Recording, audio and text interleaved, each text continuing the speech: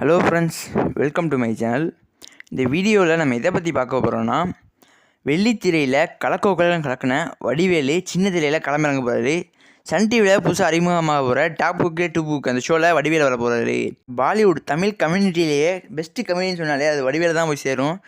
மீம்ஸ்ன்னு சொன்னாலே வடிவேலு தான் ஃபஸ்ட்டு வந்து நிற்பார். அந்தளவு வேறு லெவலில் காமெடி பண்ணி ரசிகர் பெருங்கூட்டத்தையே உருவாக்கினா கூட சொல்லலாம். வேறு லெவலில் மக்களுக்கெல்லாம் பிடிச்ச கமெடினா ஆனார். வெள்ளித்திரையில் வாய்ப்புகள் கிடைக்கலன்னா சின்ன திரைக்கு வர்றது இயல்பாகி விட்டது. நிறைய ஆக்ட்ரஸ் அந்த மாதிரி சின்ன திரையில் வந்து நிறைய ஷோஸ் மூலமாக ட்ரெண்ட் ஆகிருக்காங்க கூட சொல்லலாம். அது மாதிரி வடிவேல் பார்த்திங்கன்னா பட வாய்ப்புகள் இப்போ இல்லாதனால இப்போ சின்ன திரையில் கிளம்பிடுங்க சன் டிவியில் அந்த டாப் குக்கு டூ புக் அந்த ஷோவில் வரப்போகிறாரு.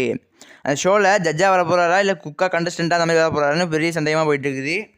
உங்களுக்குலாம் ஒரு கேள்வி இருக்கும், சன் டிவி ஏன் டக்குன்னு வடிவேலே இறக்கிட்டாங்க, பெஸ்ட்டு தமிழ் கமெண்ட்லேயே பெஸ்ட்டு கமெடியான வடிவேலே இந்த ஷோக்கு இறக்கிட்டாங்க, சின்ன திரைக்கு இறக்கிட்டாங்கன்னு கேட்டிங்கன்னா, விஜய் டிவியில் குக் வித் கோமாளி ரொம்ப வைரலாக இருக்குது, ட்ரெண்டாக இருக்குது. மீடியா மிஷின்ஸ் தான் உருவாக்குனாங்க. அந்த மீடியா மிஷின்ஸே இப்போ வடிவேலை வச்சு அந்த குக் வித் கோமாளி பீட் பண்ணுறதுக்காக தான் வடிவேலை இறக்கியிருக்காங்க. சன் டிவி பார்த்திங்கன்னா ஒரு அதிரடி முடிவு எடுத்துருக்காங்க. அது என்னென்னு கேட்டிங்கன்னா, வடிவேலுக்கு சன் டிவியில் எனக்கு வந்து டாப் குக்கு டூ புக் அந்த ஷோவில் பெர் எபிசோடுக்கு 1 கோடி கொடுக்குறதா பேச்சுவார்த்தை நடந்துட்டு இருக்குது. வடிவேல் கன்ஃபார்மாக இருப்பார், ஜட்ஜாக இருப்பாரா இல்லை கண்டஸ்டண்டாக இருப்பாருன்னு தெரியலை.